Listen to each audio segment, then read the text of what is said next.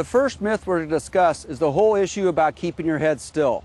When we look at all the world's best players, they swing the golf club. That is our number one thing to get everybody to do. Anytime you have a swinging motion, that motion has to be controlled by a center.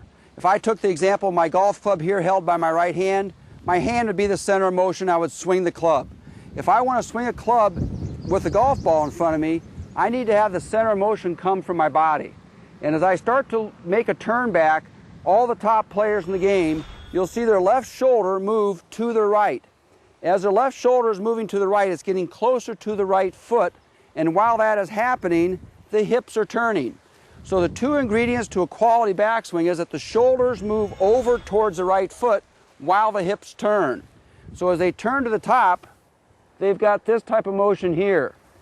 When we go back, this allows the lower body to initiate the motion going forward. If I'm doing this, you can see that my head is plainly moving some to my right. It's not moving excessively, but it's moving some to allow for that turn. As my head moves, it has two types of rotation or movement.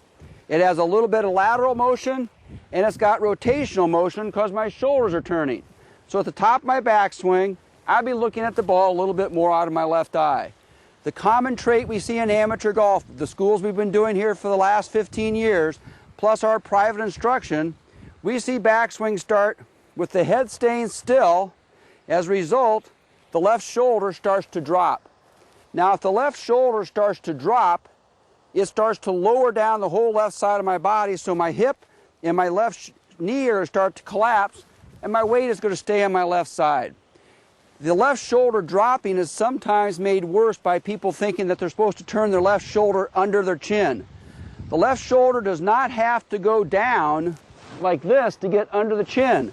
If the left shoulder moves across my body, it still ends up under my chin because my left shoulder is under my chin at birth. It's going to stay there. So all we got to do is make sure the shoulder goes across, and that is going to allow for head movement on the way back. On the downswing, it's equally problematic. People come into the downswing area and they think they're supposed to watch the club head strike the ball. And if they try to watch the club head strike the ball, the arms are going to go zooming past the body. If the arms go zooming past the body, the left arm is going to be pulled up into their side. In your top players, the body rotation stays ahead of the club as we come into impact. The body is constantly turning.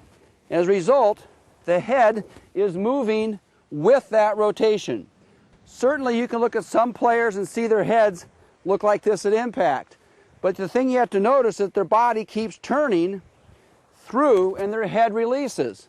So many of our students are in this belief system of keeping the head down, and that causes the arms to come in, which makes the club face stay open, all kinds of things. So from this point on in your golf career, I would highly recommend you eradicate any thought about keeping your head dead still or your eyes glued to the ball.